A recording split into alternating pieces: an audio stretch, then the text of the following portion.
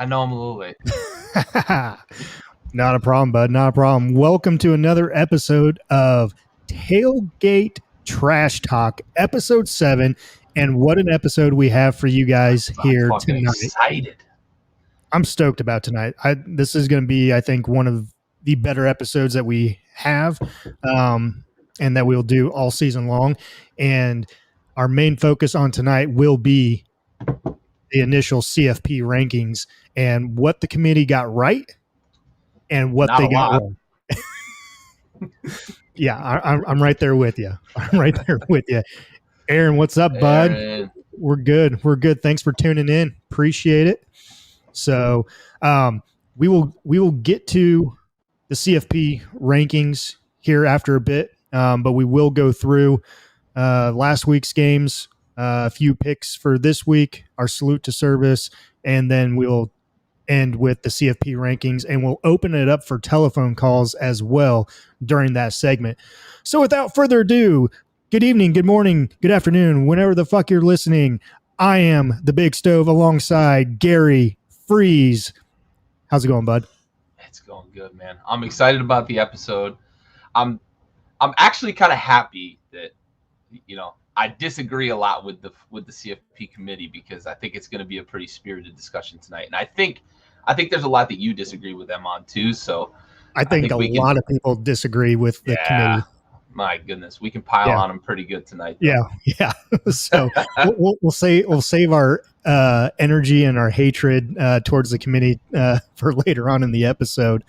But let's recap a little bit of college football week 9 here. So last week, Coastal Carolina 35-28, a little bit closer game than we thought, but we both picked Coastal, the Shanties, to win that game.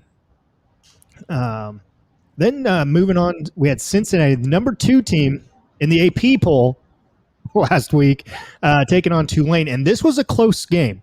This was close going into the third quarter, and then Cincinnati kind of took control. But again, we've been saying it for the past 2-3 weeks, the style points. And it just wasn't there. They did win. They won, by 18, 19 points there. But it was a lot closer than people thought. And like I said, it was a close game. I think it might have been 17. What was 17? I think it was 12 I think it was a or 14, one-touchdown 12? game going into the third. Yeah. So close. a lot closer than I think anyone anticipated.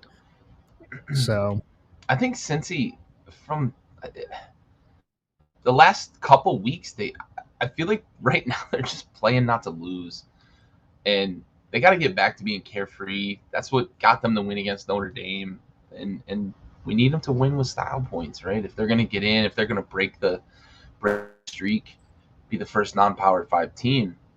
It's clear, right? And we'll talk a lot about it more later, but it's clear that whatever they're doing isn't moving the needle for the people that matter. yeah, correct. All right, moving on. Big game. Michigan State. The Wolverines go into Sparty, and they had a nice, comfortable lead there going into halftime, going into that third quarter. And They're up by 16 late in the third. Sparty, baby. Sparty came back. Rumbled back. They got the dub, 37-33 there. Yep, 37-33. That was a game. I picked the upset, and yep. I'm happy for it because fuck you, Harbaugh. So, and but also, you know, it's one of those games where we kind of start to see Michigan fall apart later on in the season as well. That's what they do. They are the Arizona Cardinals of the NFL to me for the past few years. You know, we talked about it on last night's episode with Arizona. I'm starting to see Arizona hit that downward trend and start to lose some games where they shouldn't.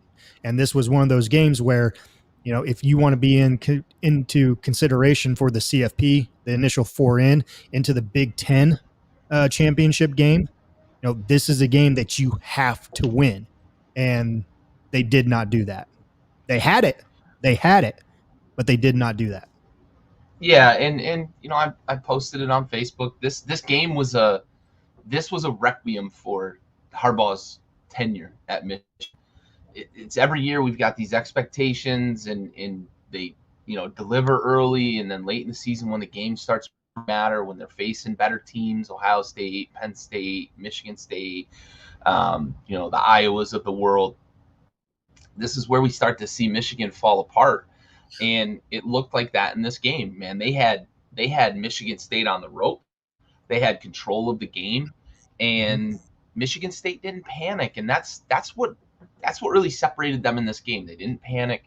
They knew they had the best player maybe in college football that they could turn around and hand the ball to, and he delivered five fucking tutties, bro. 5 tutties. 5 tutties in the biggest game of the season to this point, you know, for these two programs. That it's just, that's a statement from Michigan State that we're here to fucking play, fellas. Yep. And Ohio State got put on notice, I think, in this game with Kenneth Walker and what he can do, because he can take over a game, and NFL GMs have to be fucking frothing at the mouth to get their hands on this guy. He can do everything. He can catch the ball in the backfield. He's elusive. He can run you over. This guy looks like the total package, honestly, and you know, we're seeing it play out on the college football field. He's a man amongst boys out there, it feels like, on a weekly basis. Yeah, I don't know how Wake Forest let him get out the fucking door. I mean, I know it's Wake Forest, but yeah, oh shit, man, you got to do whatever you can to keep that guy. Yeah, and this was a statement game for him that definitely put him into Heisman contention, the Heisman talk. You know, he's been on our radar kind of all season. He's been in probably our top 10. I know he was on my top 5 at one point early on. But those games, you know, he's been sneaky quiet, you know, sneaky good throughout the season, except for that one game where, you know, he busted out for whatever it was, almost 200 yards and 4 tutties. But this game right here definitely set him apart, I think, from everybody else, and going into those talks about going to New York later on in the season. I mean, I think he sealed the deal that he's going to New York, right? With that win, I think he's a finalist now. I think he's got a couple of opportunities as the season goes. He's still got Ohio State. He's still got the Big Ten title game. I think those are the games that he's going to be able to put his stamp on it that says, I'm the Heisman winner. But I fully anticipate with that game that we're going to see him in New York with the finalists. You might as well book your tickets now, Walker family. But, you know, I think he's got a couple of opportunities because it is still a quarterback award, right? Mm-hmm. So we've got guys like C.J. Stroud and Bryce Young and you know, Kenny Pickett, if he can keep you know, pushing his trajectory upward, that could get that quarterback bias. It's like the MVP in the NFL. but it's hard to ignore a guy that just put up 5 tutties in a come-from-behind win against an in-state rival, against number 6 in the nation, a team that hung their hat on defense so far this season as well. It's hard to ignore that. That was a fucking Herculean performance by Walker. Yep. Good for him. Good for him. So moving on, next game, Iowa, Wisconsin. Man, Wisconsin took it to them. We nailed this. Yes, we did. We nailed this. 27-7.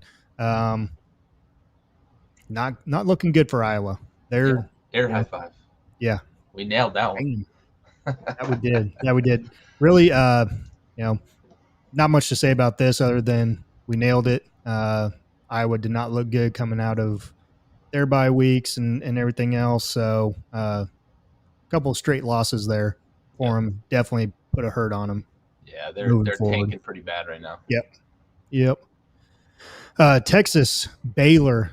I think you picked Baylor on this one. I picked the Longhorns. I thought Texas would get it together and go into Baylor and get the dub on this one, but go into Baylor, lose 24-31. Man, Texas has just kind of been a up and down season. They're so meh. Like, yeah, you just don't know what to do with them. No, right? Like they have NFL talent on that roster. I mean, you should be better. Yeah, you go into Arkansas, you get beat pretty handedly by Arkansas, an SEC school.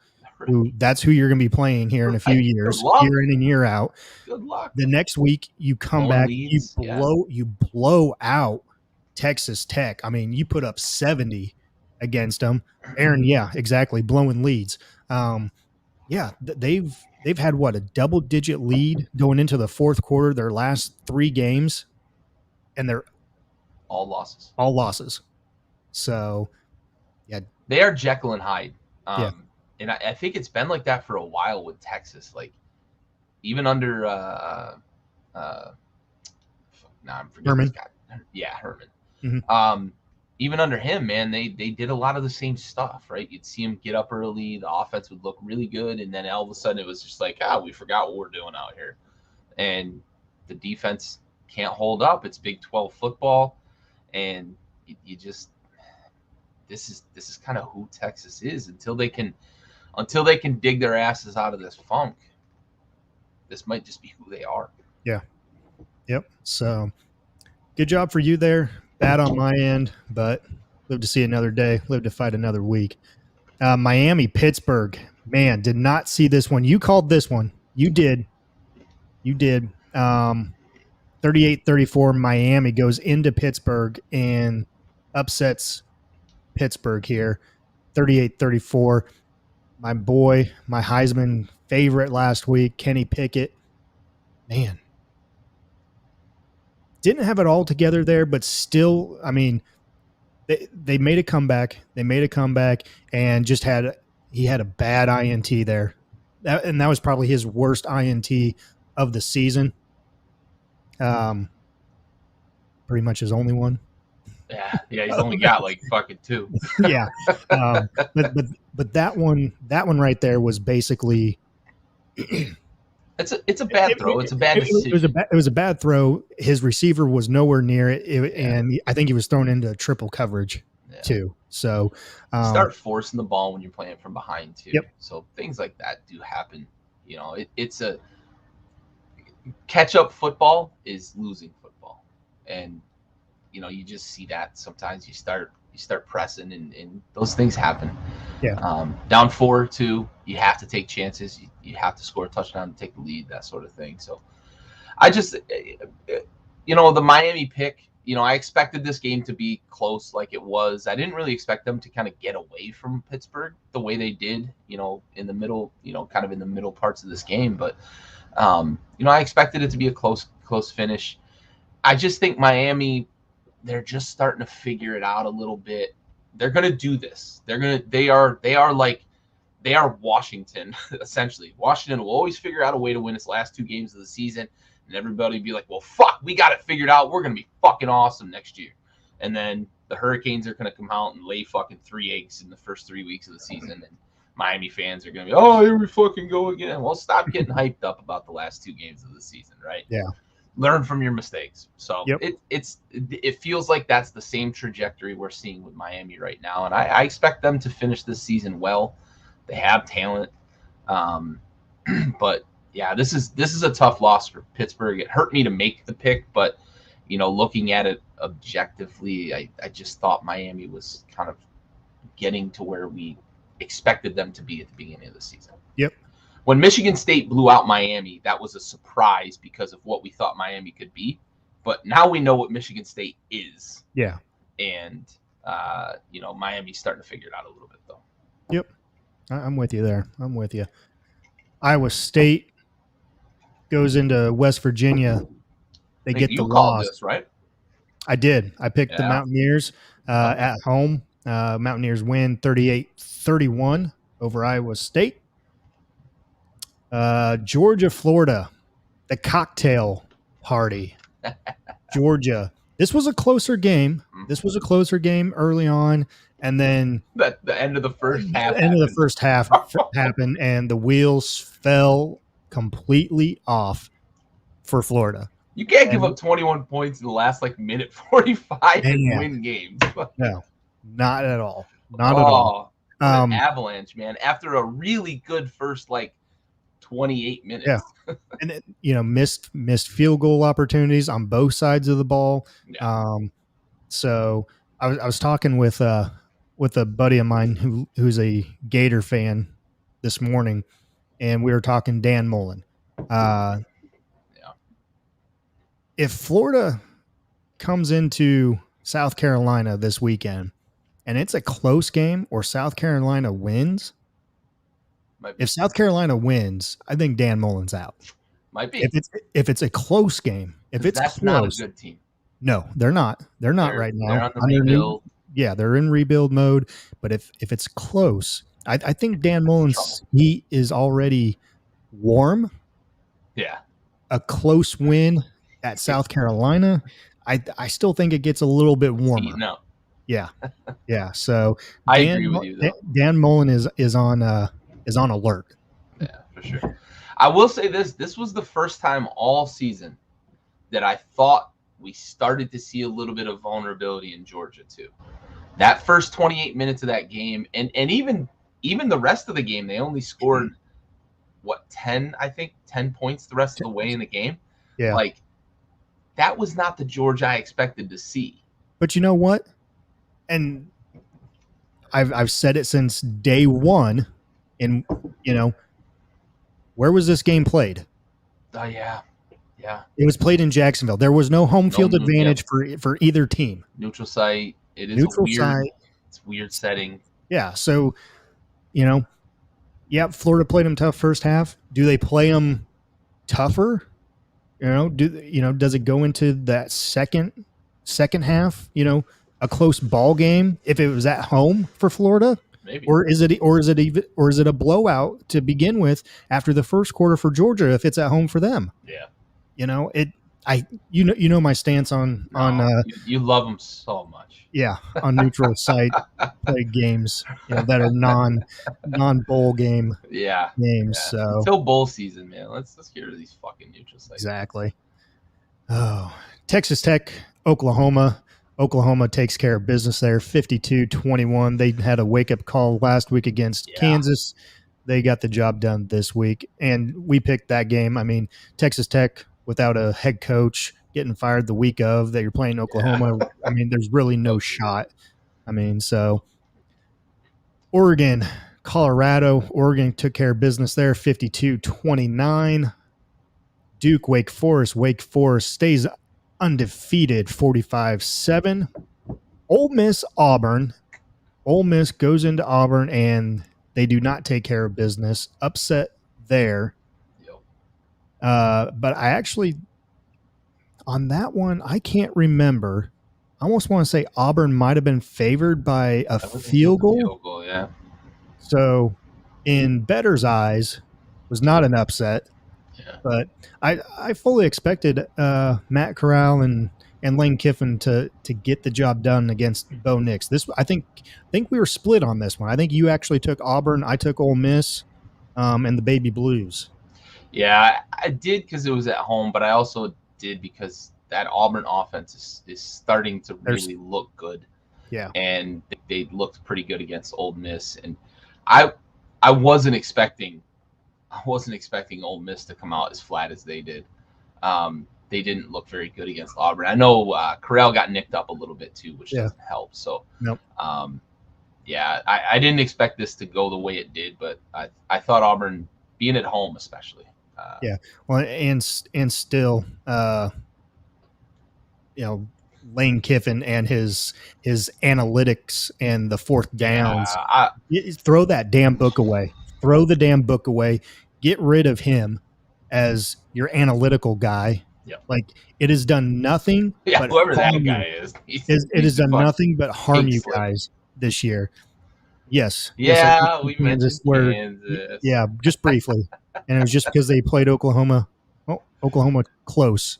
So don't worry, dear. Your basketball season starts next week. Oh, all right. Moving on, Kentucky, Mississippi State, and where has the Kentucky Wildcats gone? Mississippi State 31, Kentucky 17. Man, I did not see this one coming at all. Yeah, I picked the upset. Yeah, you did. I picked Mississippi State at home, and again, I've said it. I've got a soft spot, but it feels like this is the kind of return to earth for Kentucky after a big win over Florida and being, I believe they were ranked as high as 9 at one point. Somewhere around that 9 or 10. Around there, and this is where we unfortunately start to see them fall back to earth. We might see a couple of more losses potentially for them, the rest of the way, and it's going to pain me because they're probably going to finish the season outside the top 25, and the season they've had, I think it'd be nice for it to end with them in the top 25. Yeah. Yep. Kansas, Oklahoma State. Oklahoma State coming back after that tough loss last week and just taking care of business, 55-3 over the Kansas Jayhawks. There's the Kansas name again. Truthfully, they hate fuck them. Yeah, like this was like they were mad about the loss last week, and they took it out on the Jayhawks. Yeah, and I kind of thought that. I didn't think it would be a game. I thought it would be closer. Not 50. Definitely not 50. The way Kansas played against Oklahoma, but still like my boy Gundy down there. My man. So carry on there. SMU, Houston, man. This was another one that you picked. You picked another upset. I went SMU. You went Houston. Houston gets the dub over 19th ranked SMU, 44-37. Good call on your part again, Gary. You're like, I had a good week. Undefeated. Week, You're like undefeated so far. Like, I don't usually have weeks like this, but yeah, again, this was another one at home, rivalry type game. They're kind of in each other's backyards anyway. Houston, I think, is better than the record shows, and I think it showed on the field in this game. SMU, a little bit, unexpected to be where they were at anyway. So that was kind of the basis for my pick, and it paid off. Yep. They don't always, but this one. No. Penn State traveled to Ohio State. Penn State coming off those couple losses there. 33-24 Ohio State. This was closer. It was. It was close. They had a shot. They did have a shot, and then Ohio State just kind of took over there. Yeah. Got the W at home. And what really surprised me about this, and it didn't even happen during the game, it happened afterwards. Ohio State stormed the field. Oh yeah. I didn't really think too much about that, but that makes sense. Like you're the number 5 team. You were expected to win. Yeah. You're playing number 20 Penn State. You I don't didn't even consider think them about it that way. You don't consider Penn State a rival. Your rival is Michigan. Right. And you're storming the field. Yeah. That's a little out of character. Yeah. So that was my biggest takeaway from that game. Ohio State, they're improving their chances of getting up there into the CFP rankings with this victory. Penn State we said it last week, Franklin's head is not in it. Yeah. And it still is not. He's still wondering where the fuck Illinois is. Yeah. I don't even think he knows where he is right now. So he's booking his fucking flight to Pasadena. Yeah. So we both picked that game, Ohio State there. North Carolina, Notre Dame. You picked this one. I picked the upset. North Carolina goes into Notre Dame, gets beat by 10, 34-44 over 11th ranked Notre Dame there. Notre Dame gets the dub. I picked the upset. I know it was a bold move. I know it was at South Bend, but they looked pretty good. They looked better. They looked on better. Offense, especially. On offense, they looked better, but defensively, you're giving up 44 points. Yeah. To a Notre Dame offense that, in my opinion, isn't that good. Yeah. And I can't remember who North Carolina has this week. I can't remember who they have, but Wake Forest. They have Wake Forest. Oh, that's right. They are playing Wake this Forest week. Yeah, and that could be upset alert for Wake Forest. I might be calling that game too. I don't know yet, but it was close. It was close. Lost by 10, but oh well. North Carolina coming into the season with high hopes. You had Sam there. Yep, as a Heisman front runner to begin the season. Heisman front runner and potential first overall pick. Yep. Him and Rattler, it was those two. And really just throw it in. Howell's been better, but he's been Rattler, just throw the whole quarterback out. Mm-hmm. Carry on there. Virginia, BYU. This was a game. This was a game. This reminded me of last week's Wake Forest and Army game. BYU gets the dub 66-49 over Virginia. And the final game of the night, Fresno State 30, San Diego State 20. I called this upset. I did. Yep. I think we both picked this one. I think so. I believe I picked them too. Yeah. Old Jakey. This was a late game. God. Those late starts are tough, man. I like it. This one started at what, 11:30? Basically. Oh my.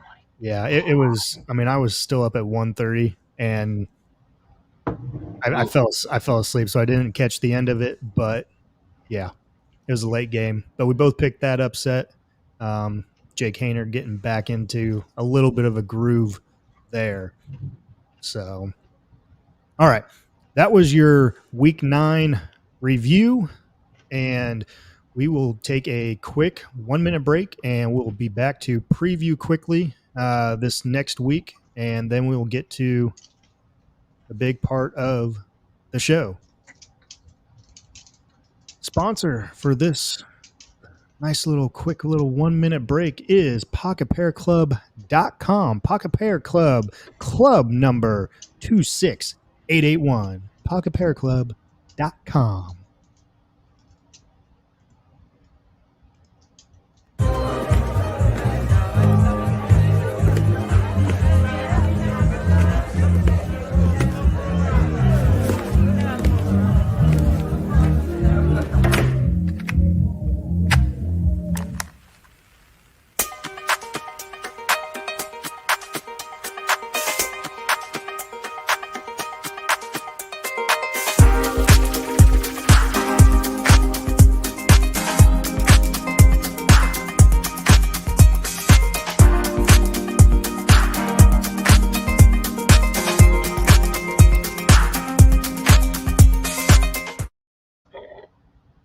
PocketPairClub.com. Pocket Pair Club 26881.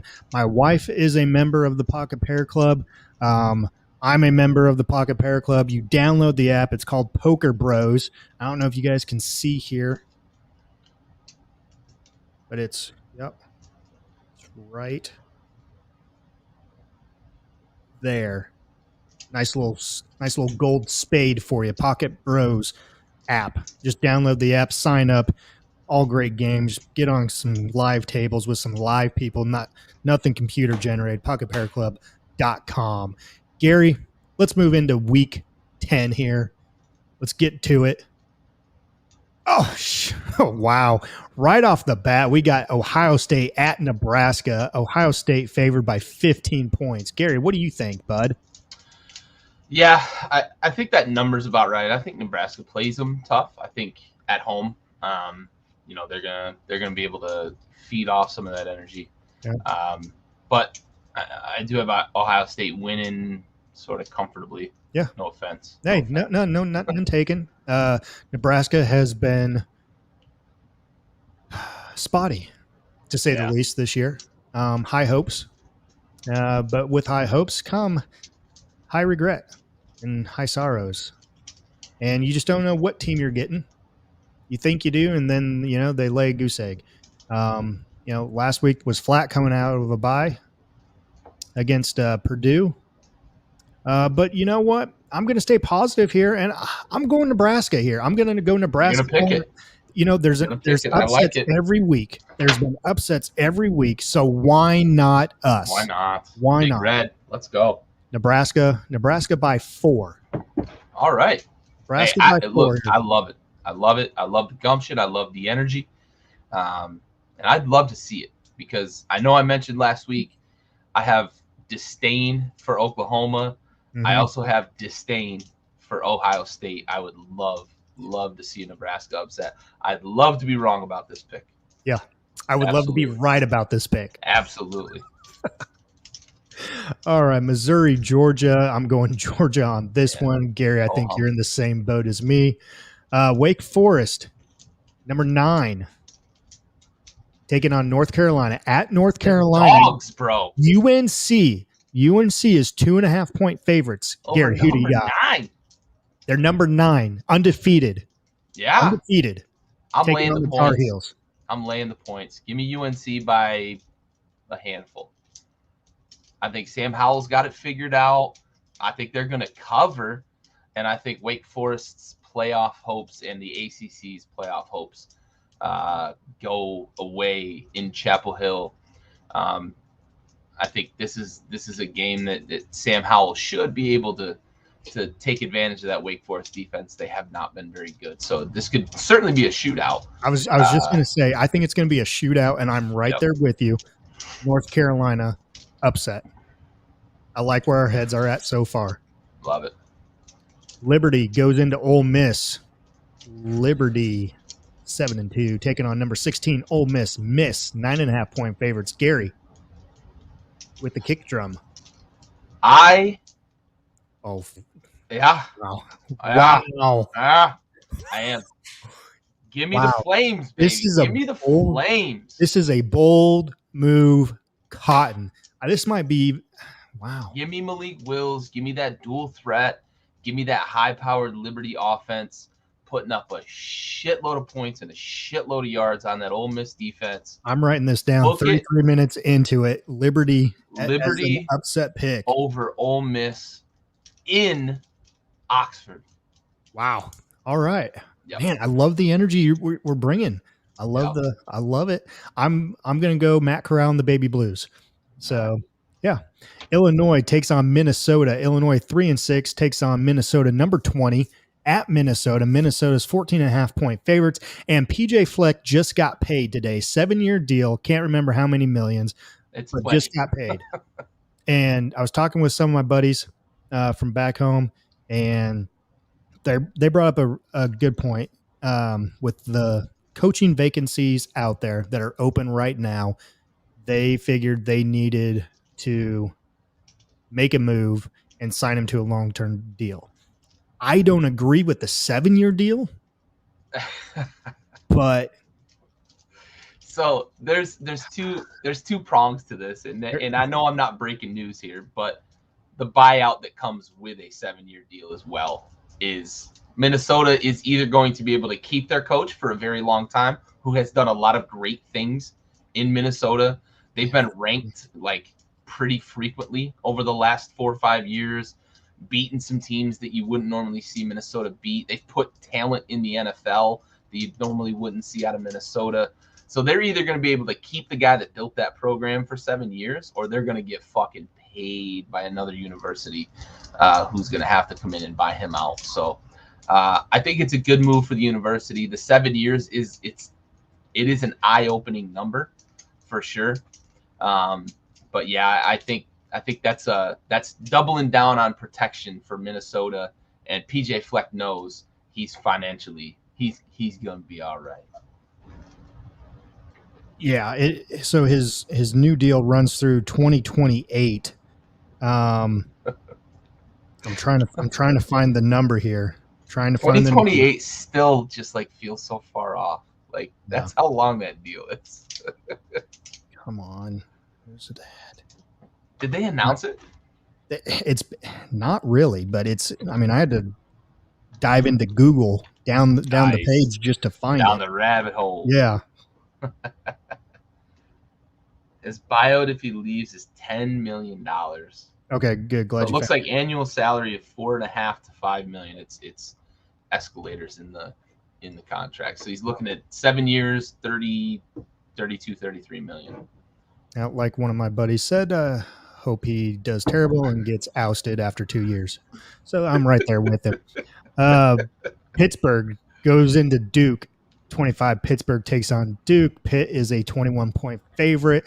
I'm going Pitt, and my boy Pickett gets a little bit back on track, stays in the Heisman contention here. Yeah, give me that rebound game. Yep.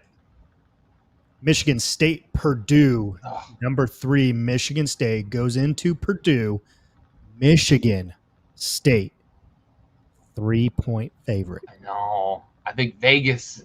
These are the games that you're just like, Vegas, how the fuck do you do this? And then Michigan State's going to come out and either win by 1 or lose by 1. And it's going to be like, fucking Vegas. They know every time. So Purdue beat Iowa. Yeah. In Iowa. Ended Iowa's season. Went into Nebraska last week. Yep. They had a bye. Went into Nebraska last week. Beat Nebraska. Now they're at home against the number 3 team in the nation. Are you picking it? No.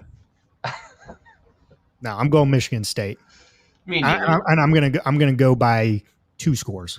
Yeah, that's probably a good number. Give me Michigan State. Give me Kenneth Walker running all up and down the field on Purdue. Maybe by 8 or 10. I like it. Tulsa travels to number 6, Cincinnati. Cincinnati, 22.5-point favorite. No, I think we know where your head is at here. So we're both going Cincinnati. All right. Yes. Moving on. Navy, Notre Dame. Navy goes into South Bend as a 20.5-point underdog. Gary? That triple option is tough to defend, right? But you're going South Bend in the final. I'm going to lead with that, and then I'm going to say Notre Dame's got way more talent. Navy's down this year. You know, the Navy's always kind of been the steady program of the armed forces, and it seems like they're kind of falling off this year. And both Army and Air Force are actually, you know, they're pretty good this year.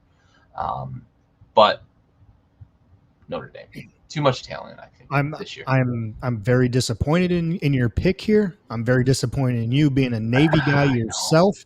And with next week being Veterans Day next Thursday, I don't know. I have no words for you right now other than Navy's going to go into South Bend and get the dub. Oh, that's spicy. That's spicy. I like it. That's spicy. Oklahoma State, number 11, travels to West Virginia. Okie State, 3-point favorite. Gary? We just saw West Virginia pull an upset. It's not a night game, but still, it's... No, Give me Yep. Oklahoma State. I'm The right there fighting with you. Gundies. Give me Yep. the fighting Gundies. Right there with you. Baylor, number 12, going down to TCU, who just fired their coach midseason. Baylor, a 6.5-point favorite.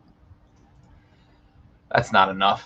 I didn't think so either. That's not enough. I'm going Baylor on this one by, I'm going to say 3. Maybe 3 scores, yeah. So, Auburn, Texas A&M. This is one of our other games that we picked. Number 13, Auburn. 14, A&M. A&M 4.5-point favorites. Who you picking here, Gary? I might go opposite depending on your pick. Yeah, I'm gonna keep riding Bo Nix right now.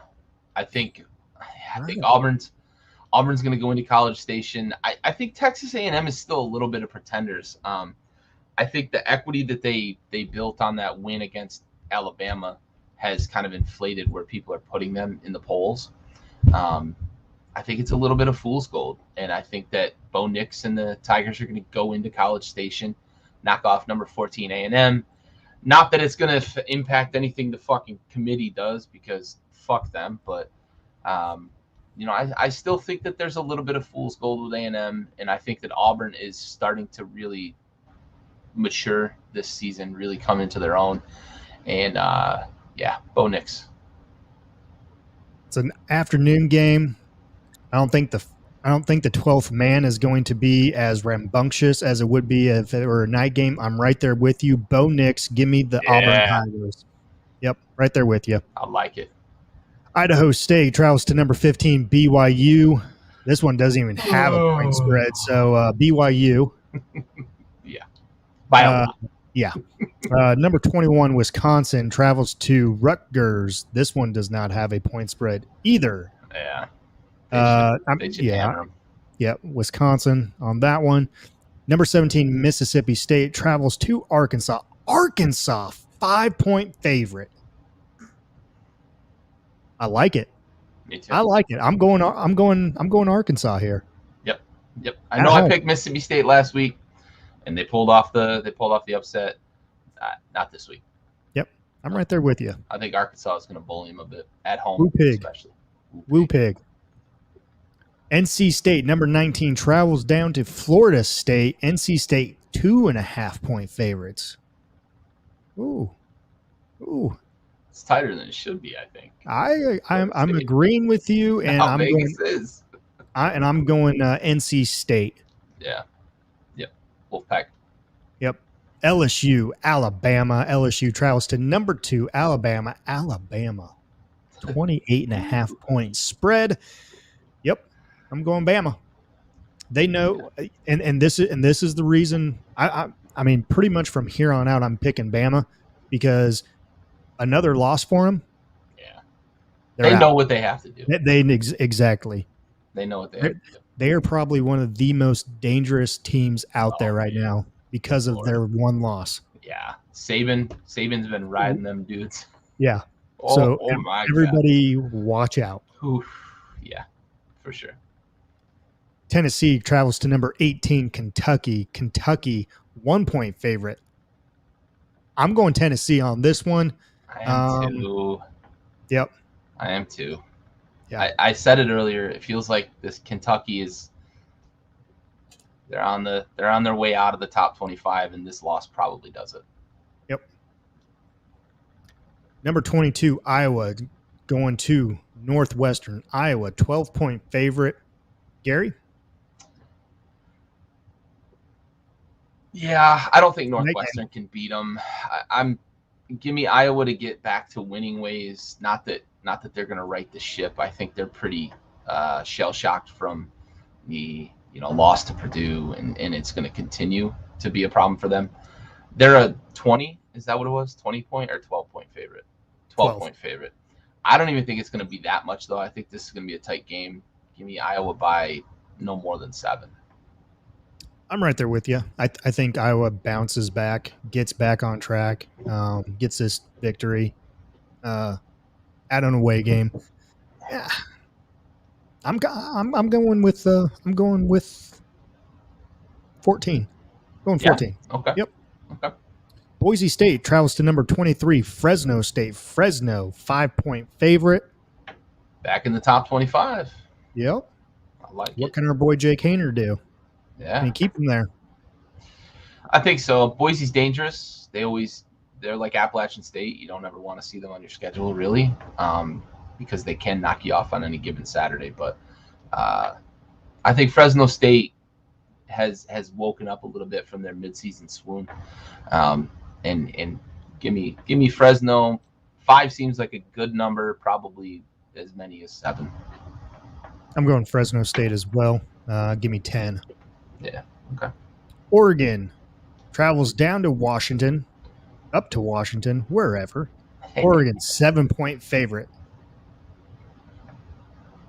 Can I tell you what I want to happen? I know what I want to happen, but please tell me what you want to happen. I want Washington by 40 because fuck the CFP, right? Like, the fuck out of here. I'm going to pick it, though. I'm going to pick it. Washington's not going to win by 40, but give me Washington by a field goal.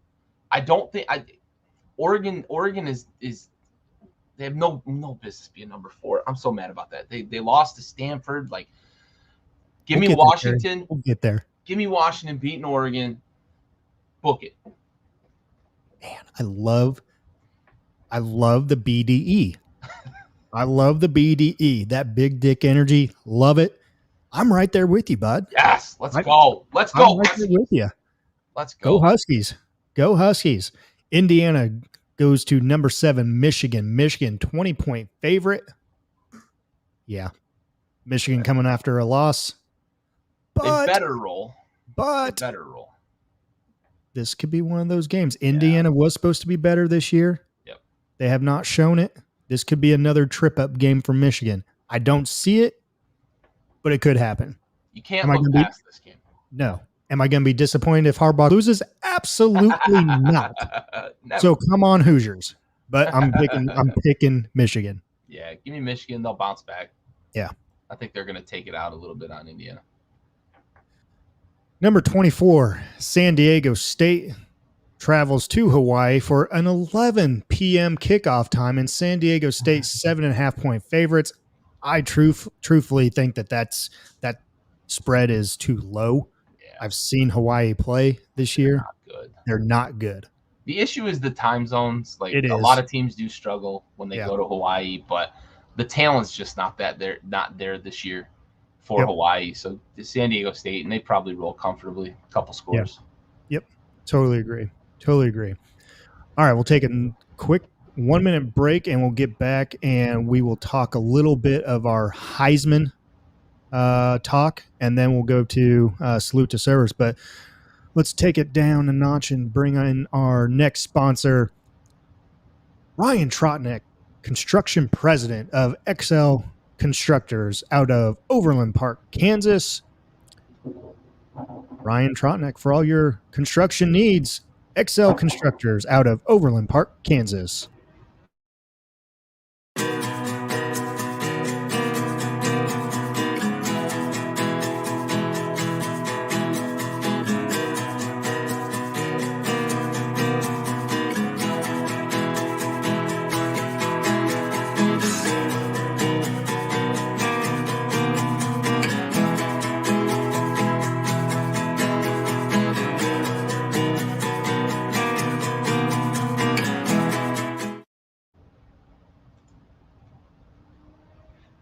That little break was brought to you by XL Constructors. Ryan Trotnick out of Overland Park, Kansas. XL Constructors. Thank you guys for all that you do.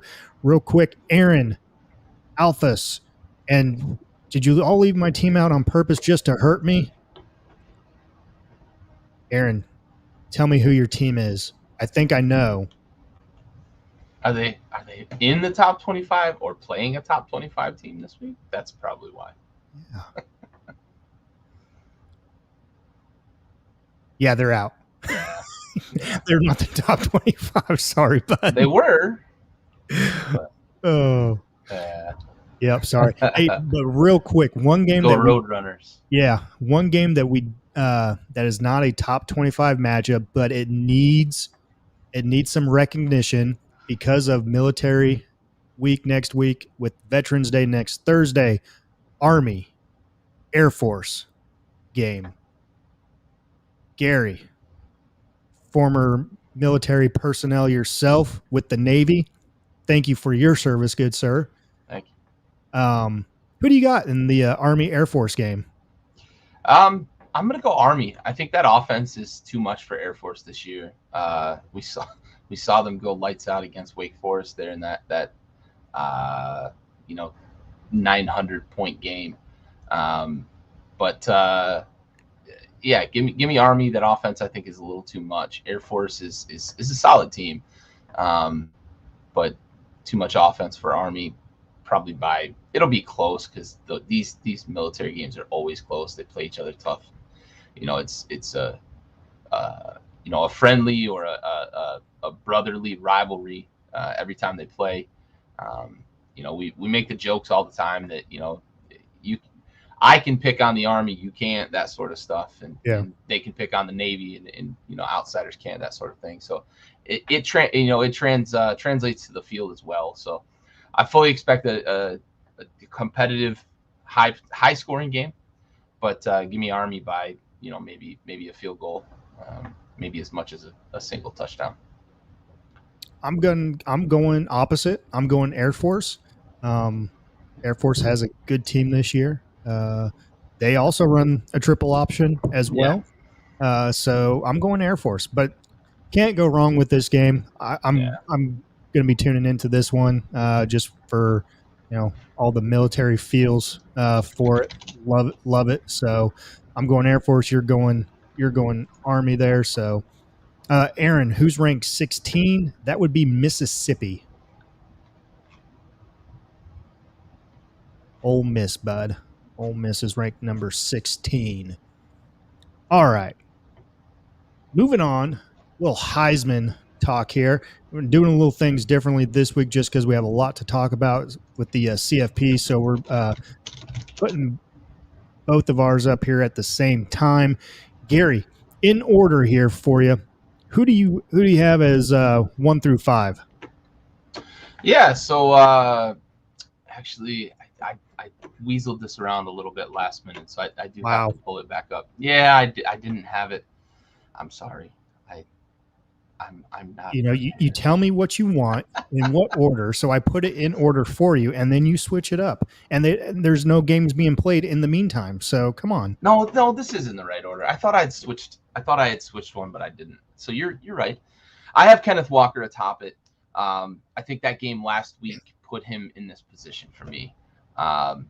He was a man amongst boys, carried that team back from down 16, and he showed he's got all the tools in his tool chest. Yeah. And go ahead. I'm right there with you. I got Kenneth Walker. He leapfrogged basically everybody. He went from probably about 6-7 for me to the number 1 spot because of that performance. That was, like you said earlier, a Herculean performance. Oh, yeah, absolutely. So, yep, he was my number 1. Glad we're step there. Number 2 for you. Yeah, I got Bryce Young here. He's been, 1, 2, 3 kind of throughout the year. He's been pretty steady Eddie. For a youngster, he's steady on the field. He's been steady in the rankings. I'm going to keep him there. I think Bama's going to kind of boat race some teams here down the stretch because they're still pretty angry about that loss. So Bryce Young here at number 2. Yep, for me, number 2 is Mr. Kenny Pickett. He was number 1 last week for me. Been in my top 5 for a few weeks. Moved up to number 1. He's number 2 now with that loss to Miami last week, but still, still up there. Still a lot of season left to play. So Kenny Pickett, number 2 for me. Yeah, I've got C.J. Stroud, number 3. I believe he was number 3 for me last week. Stayed he right was. Here. Yep. He's still, in my opinion, that Ohio State offense is clicking. He makes it go, and I think he's going to continue to maintain this steam that he's built up over the last few weeks. Yeah, I got Matt Corral from Ole Miss at number 3. I know he didn't get the win last week, but playing banged up like he did, he still had a decent game. I probably should have moved him down just a little bit, but depends on how he plays this week. Then we'll see. But Matt Corral for me right now at number 3. For sure. And I've been punishing Matt Corral for the performances, the losses, over the last couple of weeks. And Kenny Pickett, same thing. That loss to Miami hurts a little bit in terms of his momentum. I think he's still a fine player. I think he's still an NFL prospect at quarterback, a pretty high-rated NFL prospect at quarterback. But I think he loses a little bit of momentum. I saw that comment. That's awesome. I think he loses a little momentum with the Heisman, though. So I've got him 4, and Matt Corral rounds it out for me. Nice. Yeah, I got C.J. Stroud at 4 for me. He moved up a spot from number 5, especially with the way that Ohio State's been playing last few weeks. And we'll see how he does against Nebraska and their defense this week. So, and then rounding out my top 5 is Bryce Young. Bryce Young's been up in the top 3 basically almost all season long for me. But like I said last week, he just hasn't had those big performance games. He doesn't have the arm strength like some of these other guys do. Yep. He's a game manager, which totally fine. If you're winning ball games, you're putting your team in a position to win every single ball game. Great, but as far as the Heisman goes, you need those big plays to happen. Those 300-400 yard passing games like some of these other guys have, and 4 or 5 tutties. But nonetheless, he's still done a great job leading the Crimson Tide there to a number 2 ranking. For sure. So before we transition to the salute to service, Aaron bringing up UTSA made me really think about it. I didn't think they had lost, right? And I was curious why the fuck they weren't in the top 25. The top 25 we've got here is the CFP top 25. UTSA is not in the CFP top 25. So again, Aaron, as we've said, fuck the CFP. Yeah, the committee. They are ranked. UTSA is ranked in the AP, correct? Yep, 16 in the AP poll. So that is something we'll have to consider for next week. Maybe we need to mix it up. Grab the AP, grab the CFP, and if there's any. But no one cares about the AP anymore. I know that's true. I mean, if we're looking at things, we care about the AP rankings leading up to the CFP rankings, and then once the CFP rankings come out, you're right. Everyone focuses on CFP rankings. So sorry, Aaron. Once they crack that top 25, they got to get in the CFP ranking. But go Roadrunners. They are high in the AP poll, though, man. They've maintained, since their first ranking ever this year, they've continued to win. So basically, this would be, was it 3 straight weeks now? They've tripled now. This whole system is fucked. Yes, Aaron, yes. And please stay with us because we will around. We're gonna get there. We will get there. We'll give you an opportunity to call in and voice your opinion on this. Yeah. So we're gonna light them up. Yes. All right. So with all that being said, let us get to one of the most important segments of our episode that we do each and every week, our salute to service. Our salute to service is sponsored by Folds of Honor, foldsofhonor.org, www.foldsofhonor.org.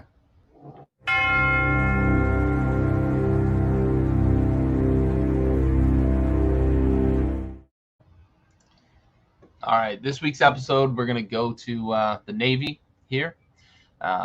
This episode goes out to Navy IT-2, that is Information Systems Technician, 2nd class, Ian McKnight.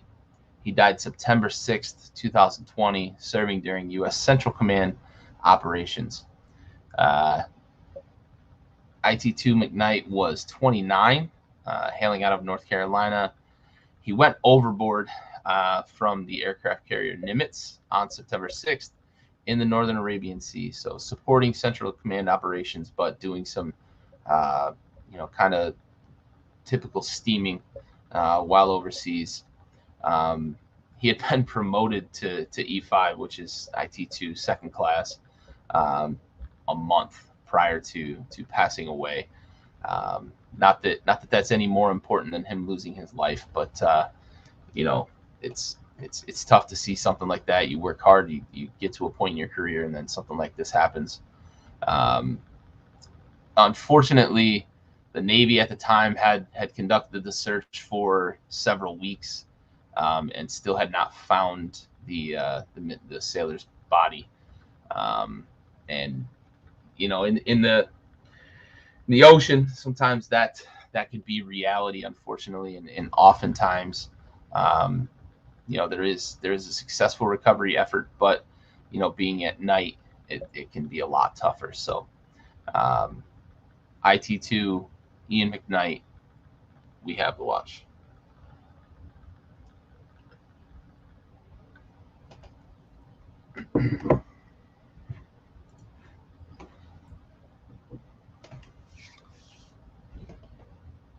All right. Sir. Yes, Aaron. Thank Sir. you, sir. Thank you.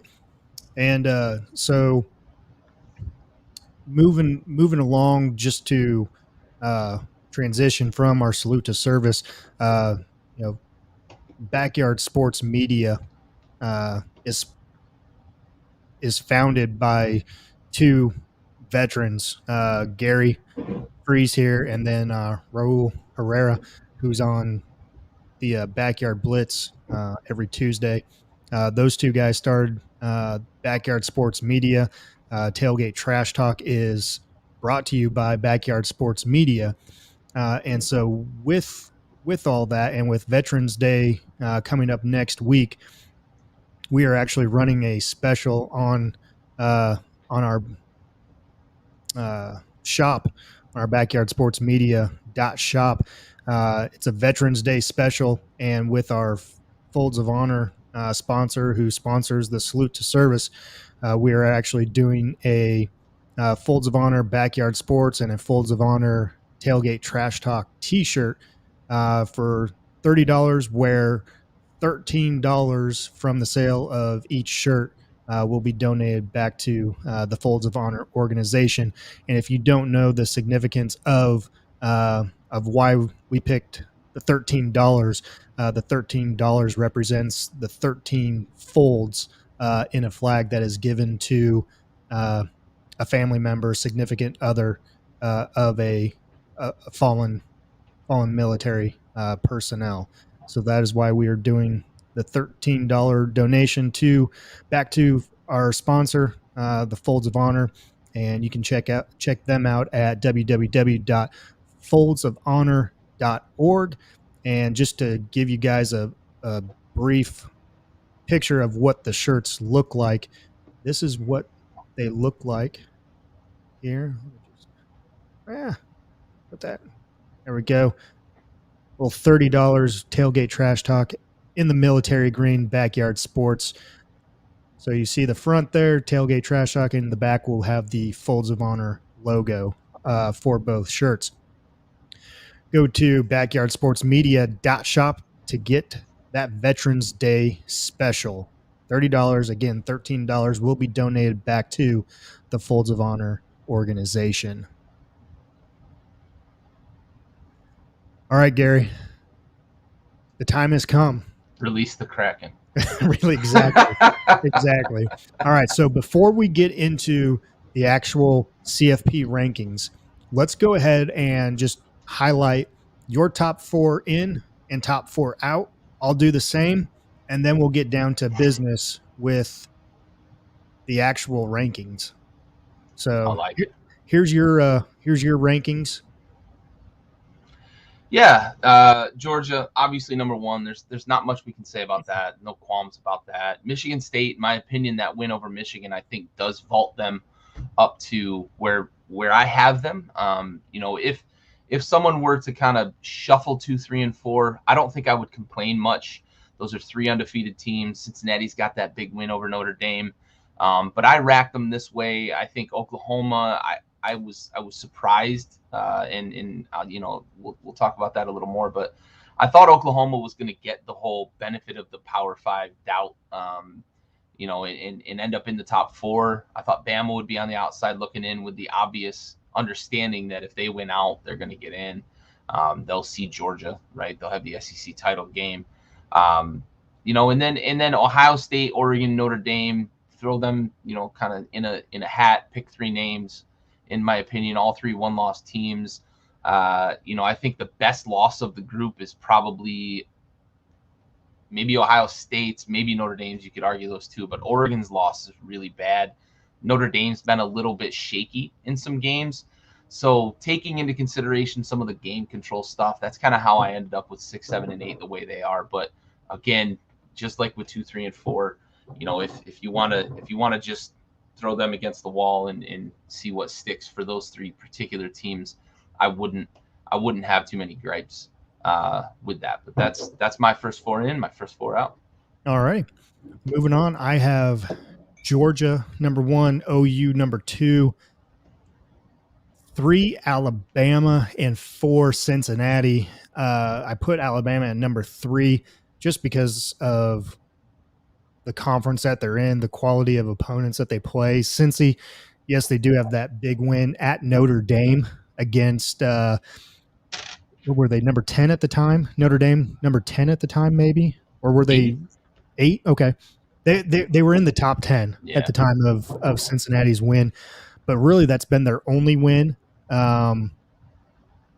They played Indiana. At Indiana, they beat them. Indiana was supposed to be good or better this year. They've kind of fallen off drastically.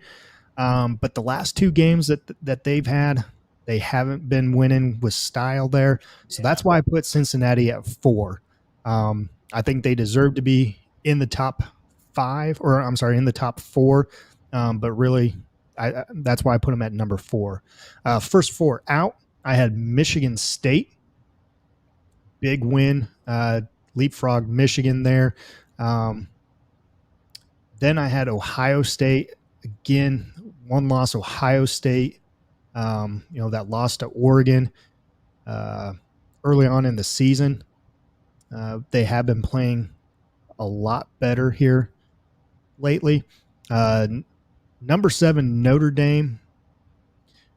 Really, Notre Dame and Michigan probably for me could have flip-flopped, but Michigan, with that loss last week to Michigan, number 6, number 8 at the time. And it was a close game, real close there. The Notre Dame loss to Cincy, wasn't really close, and that was at home. So that kind of rounded out my first 4 out. So I had Georgia, Oklahoma, Alabama, and Cincy. Top 4. So, yeah. Look, I don't have a lot of qualms about that. I think Michigan State fans would have a lot to say about, not having them in the top 4. But, I think just like I said with having Alabama at 5, if they win out, they're in, right? Yep. And the same applies for Michigan State. So, I certainly don't have as many qualms about yours as I do the other one. Yeah. No, same here. So right before we get to the actual CFP rankings, we're going to open up the phone lines for anyone that wants to call in for us for this part of the segment, in case anyone wants to voice their opinions on where their team should be, or tell us what they made not right and wrong. So here's the number to give us a call, 803-814-4773. That will get us here. So what do you want to do first? You want to do 25 through 7, or do you want to do the top 6 first? Well, yeah, we can do a quick reveal on 7 through 25. Okay, quick review. And then I'll save my anger. Okay. Quick review, real quick. I think my biggest thing here is I was 7 through 25. I felt like holy shit, the committee sort of kind of got some of this stuff right. Notre Dame is lower than I thought that the committee would have them. Oklahoma was really surprising that they had them at number 8. I thought for sure they were going to have Oklahoma in the top 4, maybe 5th at the lowest, but having them at number 8, I was like, oh man, like I might actually like the rankings, but then we got the top 6. Yeah. So really, I really don't have any issue with any of these. The only one that I may have, an issue with is San Diego State being in there, or even Fresno State. I wish our Shanties were in here in the top 25. I know they lost to App, by 3, but I mean, before that they were undefeated. They were undefeated. They were winning ball games like they should. And App's a good ball club. Yeah. They're a good ball club. But I know it's the conference that you're in, and it does. It shows in some of these rankings. Yep. But so that's 7 through 25 right there. All right. So top 6. Where to start? Like, yeah, Georgia, we're good, but it goes all downhill from there. What the fuck is Alabama doing at number 2? Honestly, if you want to talk about the committee just shitting down their leg, they lost to fucking Texas Tech when Texas Tech was down, right? And Texas Tech is overrated in the AP right now. They were unranked at the time. What are you doing with Bama at 2? I could see as high as maybe 3 or 4. You've got them at 3. 4, I think, would have been probably where, I would have slotted them in if you were just going to give them a spot because they're Bama. But number fucking 2? Come on. Yeah. I didn't like this one either. Man, I know it's the SEC that they play in. I get it. Okay. But again, they lost to A&M there. And they really haven't been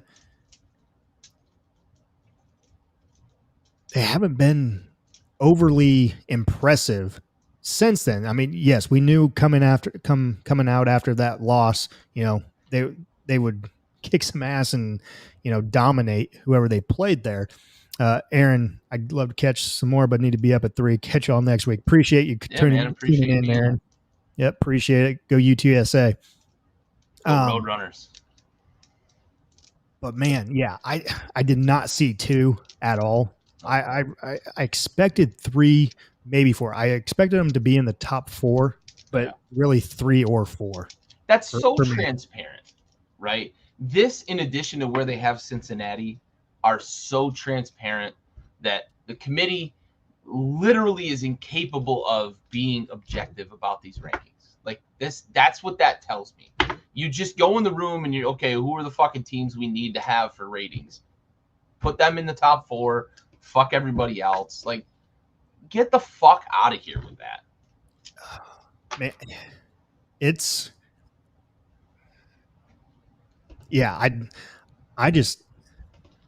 I get it's the SEC. You're putting teams in there that are gonna get the most amount of money for you and everything else with the playoff games and everything. And I understand this is the initial one. A lot can still happen. There's still plenty of football left to be played. But here's why I think the committee did this. Okay.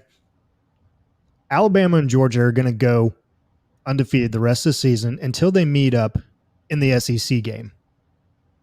Alabama beats Georgia in the SEC game. Georgia's still in the playoffs. They dropped down to number 3. It's going to be a close. It'll be 2 or 3. They'll put them on the opposite side. They're not good. Yes, exactly. They're not going to put them at 4 because then that would be back-to-back games. Yep. They don't want that. They want them in the title game. Exactly. Yep. That's the only thing I can think of as far as why the committee did this. I feel like that has to be it. But like, this is supposed to be the fucking rankings this week, right?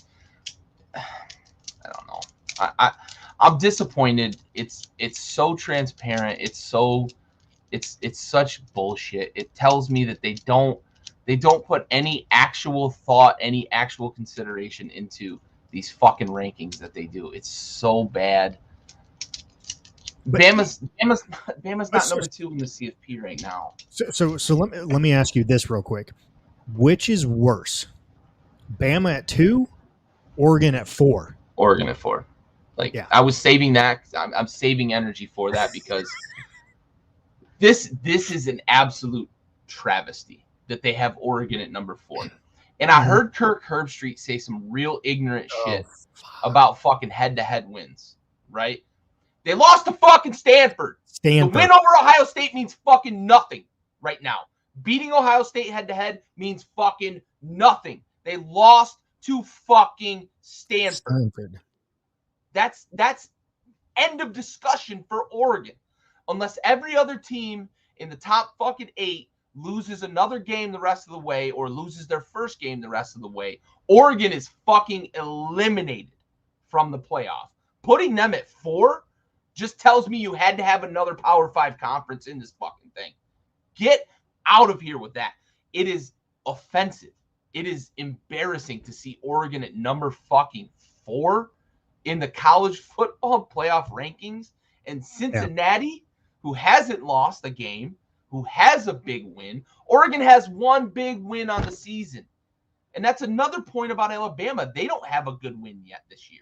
Not yet. You can't look at their schedule and say, yep, that's a win to hang their hat on. They may get one by the end of the year, beating Georgia in the SEC title game.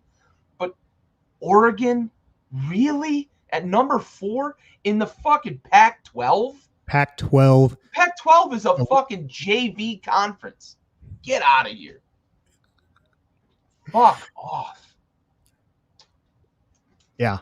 I couldn't believe it. Like, I saw it, and I thought they were going to have Oregon at 6, but then they revealed them at 4, and I about fucking fell out of my chair. Well, when I reminded you last night that the rankings were going on. Yeah. And right. When they put Oklahoma at 8, undefeated, but we both agreed with Oklahoma, maybe not at 8, but not deserving to be in the top 4. They are the only 9-0 team as of right now. Okay, I get that. Who have they beaten? They have not beaten a ranked opponent all season. They've had close wins. All of their basically their last few games that they've won have been close games. You beat Kansas by 5, Let me see here. You beat a 1-7 Kansas team by 12. 4 games decided by 7, 3, 6, and 7. Okay. You have 0 ranked opponents that you've beaten. You beat Tulane by 5, a 1-7 team, and Kansas, a 1-7 team. And the only reason why you won that game was because your backup quarterback, who you just started 3 games ago, made a fucking heads-up play and took the ball from the running back just to get that first down on 4th down. Yep. Yeah, when I saw them at number 8, I thought maybe the committee. Again, I was actually fine with Oklahoma being that far down because they really have not. They have not played anybody, and they have won games where they should be blowing people out.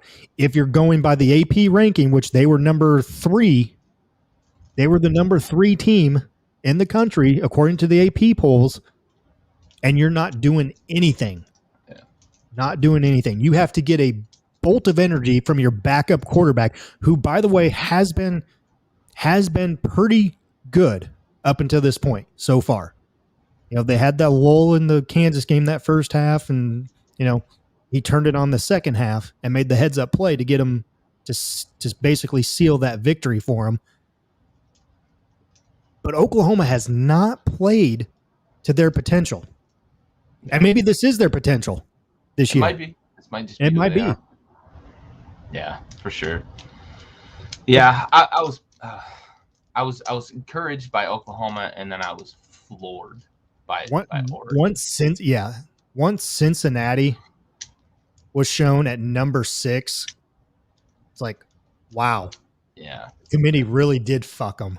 Yeah, the committee's just essentially saying, like, we don't care about you outside the Power 5. Like, that tells me that there's probably never, ever, ever going to be a non-Power 5 team in the college football playoff.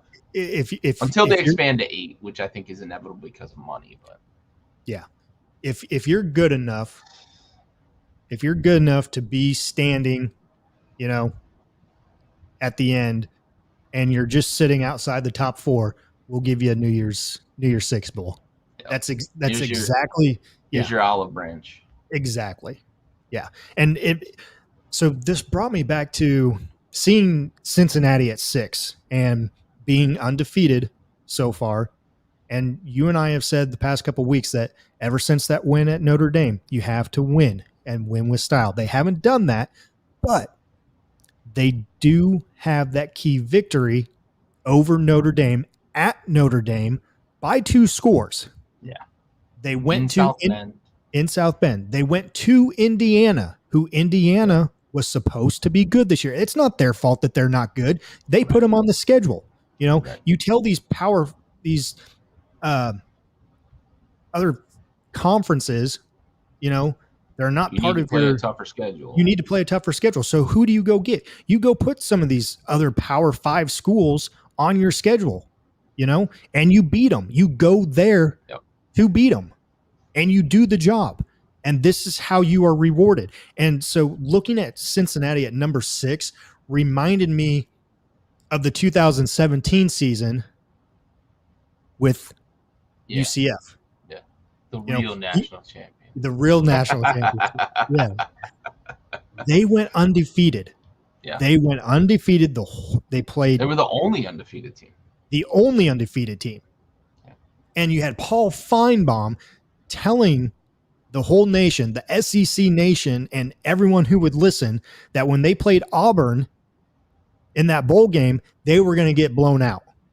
Yep. They came to play. Yep. UCF won. Yep. You want to know what they were ranked? I think they finished the season ranked, 6 or 7? 6. Yeah. The only undefeated team. They do what they're told by the committee. The committee's telling you to go play some of these. Now, granted, they did have 3 games that got canceled, postponed, or, canceled, whatnot, that could have been, but still, they were undefeated. And the other issue is too, these schools that are building programs outside of the Power 5 too, they can't book the big teams. They don't want to play them because they're worried about losing to them. Mm-hmm. And, the committee and everybody else, all these talking heads are like, oh, you played Power 5 schools, but it was only Indiana. Like, yeah, but Ohio State won't book Cincinnati. Penn State won't book Cincinnati. Michigan, right? Those teams that are in their geographical area that could be those statement wins like that. Notre Dame booked them, and and Notre Dame got their asses kicked. So Cincinnati's beating who's put in front of them. They're trying to book these teams to put their team on the map, put their program on the map, and they're still not being rewarded by the CFP committee. And it just tells me that there's little to no chance that we're ever going to see a non-Power 5 team in the playoff, and that really grinds my gears. Until they expand.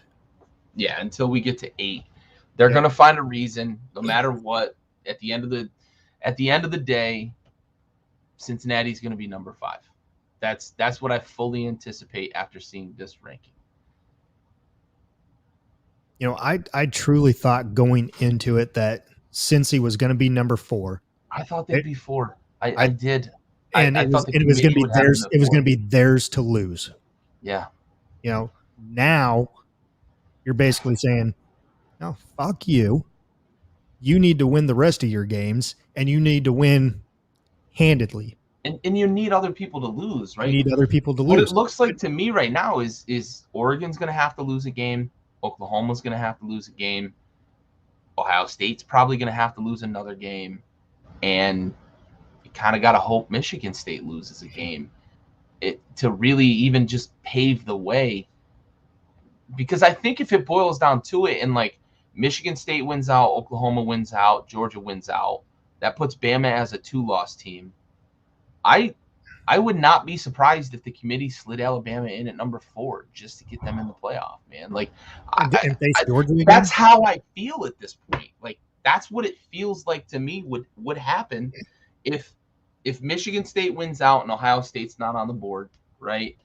And Alabama loses to Georgia, even if it's maybe if it's a close game, right? If they lose by a field goal or 4 or 5 points, maybe that still happens, and then Cincy's still left on the outside looking in. I'm just so pessimistic right now because the ranking that they showed last night tells me that they have no intention of ever letting a fucking also-ran into the college football playoff. Yeah. It's disgusting. It's disheartening. 6? Come on. No lower than 4. No lower. I agree. No lower than 4. Get out of it. And Bama at 2. Oregon in the top 4. Oregon is the one in. That's so egregious. Like, get the fuck out of here with that. I thought when I saw that it was Oregon, Like, Ohio State, Michigan State, Bama, and Georgia left along with Cincinnati, I literally thought that it was going to go because I thought there was some sanity in the room with the Oklahoma thing and the Notre Dame thing. Mm-hmm. You thought it was going to go. I thought it was going to Georgia. Oregon, yeah, Georgia 1. Oregon at 6, right? I thought Oregon at 6. That's where I thought Oregon would be. But Oregon, I thought Ohio State 1, 5. I thought Michigan State at 2. I thought Oklahoma at 3, or not Oklahoma. Alabama. Alabama at 3. Cincy at 4. Ohio State 5.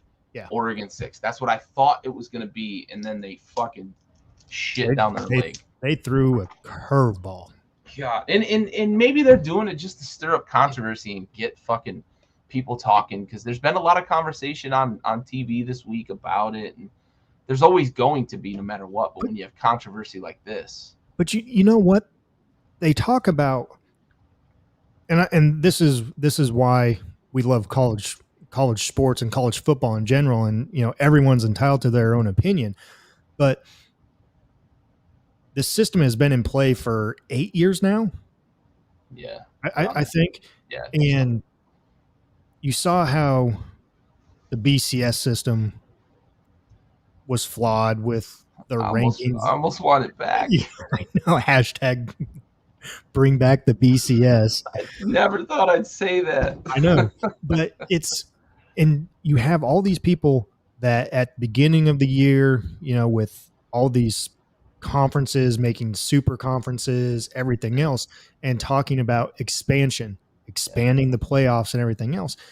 And I think it runs out the current structure 23, I think 23, 24, somewhere around there. I think so.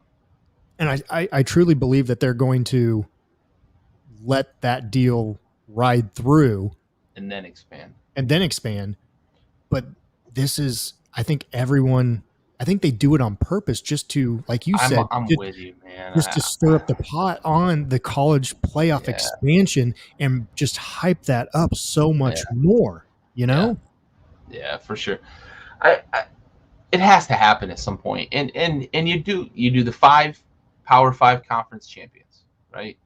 Those 5 give the highest ranked Power of 5, and then the CFP committee can have their fucking fun with the final 2 spots. That's the 8, right? When they get there, I hope that's how they do it, because they've got to start being inclusive with the group of 5, the non-Power 5, highest ranked non-Power 5 team. gets in as the 6th team, and then you've got 2 wild cards that the CFP committee can just go have fun with. Got to do something. This is absurd. You know, if Cincy wins out and doesn't get into the fucking playoff, I'm gonna talk so much fucking shit. I apologize to those that see my Facebook post. I will be fucking talking so much fucking bullshit about the goddamn CFP committee, because that, if they don't get in, if they win out, man.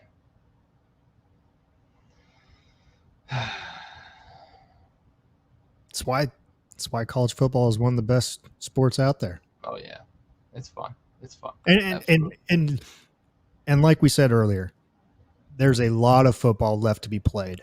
Yeah. But at the same time, these other teams have some ranked opponents on their schedule that they can win, you know, whereas Cincy, they're at their ceiling right now. Yeah. You know, they can't go anywhere unless other teams ahead of them lose. You know, that's why I feel they should have had them at 4, right? Because unless other teams lose now, like, you can't justify moving them up, because a win next week against. But you know what, that happened. That happened a few years ago where who was it? Was it TCU? I think it was TCU and Ohio State. Actually, I think TCU was number 4. Oh yeah, and Ohio State won by 50 in the Big Ten championship and leapfrogged them. Yes. Yeah. Yep. Fuck the committee. Fuck the committee. Hashtag bring back the BCS. God damn it. I'm so mad about Oregon, though. Like, Oregon just makes no sense whatsoever. If they'd have put Ohio State at 4, I probably would have hated Cincinnati at 6. Put someone else. But yeah, not Oregon. Not Oregon. Holy shit, not Oregon.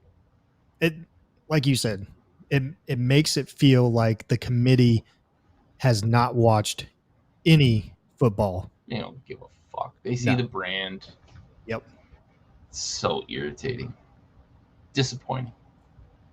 I shouldn't be surprised. That's for sure. We always have surprises with the CFP rankings, but this one I think this one was probably, out of the 8 years, probably the one that is the most controversial. I don't remember being this angry in the previous 7 iterations of this. Like, there's been discussion. There's been, I don't agree with this. I don't agree with that. But, like, I'm outright angry about Oregon being at 4, right? Like, Bama at 2, I don't agree with, but I'm outright fucking angry about Oregon at 4. That is so bad, so disrespectful. It's clear you don't watch college football. That is not the 4th best team in the country, period. No. Not at all. And it's going to show. They're going to lose. I think so. It's the Pac-12. Huskies. Let's go. Let's go, Huskies. You got it this weekend. You're gonna bail my Bearcats out. Oh, man. But, it's why they play the game. And from here on out, the rankings do matter. Oh, yeah. They didn't before. Clearly. They do now. So, real quick to recap, you got Georgia at number 1, Alabama number 2, Sparty at 3, the Ducks at 4. On the outside looking in, you have number 5, Ohio State, and number 6, Cincy. And then your 7 through 25, Michigan, Oklahoma, Wake Forest, Notre Dame, Oklahoma State, Baylor, Auburn, Texas A&M, BYU, Mississippi State, Kentucky, NC State, Minnesota, Wisconsin, Iowa, Fresno State, San Diego State, and rounding out the top 25 of the initial CFP rankings, number 25, Pittsburgh. Overall, 7 through 25 was good. Yeah. 1 through 6, not so much. Yeah. 7 through 25, I didn't have a lot of gripes about. Fucking number 4, man. Oh, Jesus. That blows my fucking mind. I don't know how anybody with half a brain watches that fucking team and thinks this is one of the 4 best teams in the country. Get out of here. For those of you that are listening right now, watching us, like when that dropped last night, Gary and I were texting back and forth, and just the reaction, I'm like, I can feel his pain and his anger just through the text messaging last night. And it's awesome. I think I separated it with periods and said, like, what in the actual fuck? Yes. And it was all caps. Yeah, like, come the fuck on. You can't do that. That's so absurd. Get out of here. Oh. Yikes. But hey. I think it'll work itself out, but I am fucking angry about that. Write a letter. I'm gonna write my congressman. Brenda, I take Gary doesn't like the number 4. No, you are like correct. The team that they ranked at number 4. That's for damn sure. You are correct. That's a fair assessment. Yes, very much so. Very much so. Well, I think that pretty much wraps up this episode. Yes, so we appreciate everyone joining in, commenting, listening, watching, wherever you are, day or night. We appreciate it. Again, our Veterans Day special, backyardsportsmedia.shop. Go get your Folds of Honor, Backyard Sports, or Tailgate Trash Talk t-shirt. And again, $30, 13 of that will go back to the Folds of Honor organization. So we appreciate that. Appreciate you. Appreciate your support throughout all these episodes. This was the Tailgate Trash Talk, episode 7, the CFP initial rankings, and Gary has lost it. Gary has lost it on the committee. Gary has lost it on Oregon. Gary has just lost it in general, but he will be back next week. I will regroup. Yes. I will be here fucking peacocking like a son of a bitch. After the Washington Washington knocks off Oregon, I will be peacocking. Fuck you, CFP committee. Told you so. Yep. Can't wait. Can't wait. Yes. Oh. Let's make it happen, Huskies. Let's do it. Well, Gary, I think that does it for us tonight on this Tailgate Trash Talk episode 7. Thank you for joining, sir. Thank you. And thank you for bringing that BDE, that big dick energy. Love it. That's what we do here. That's what we do, bud. That's what we do. Thank you all for joining us and commenting tonight. And catch us next week, next Wednesday, 9:00 Eastern time for another great episode of the Tailgate Trash Talk. Thanks, guys.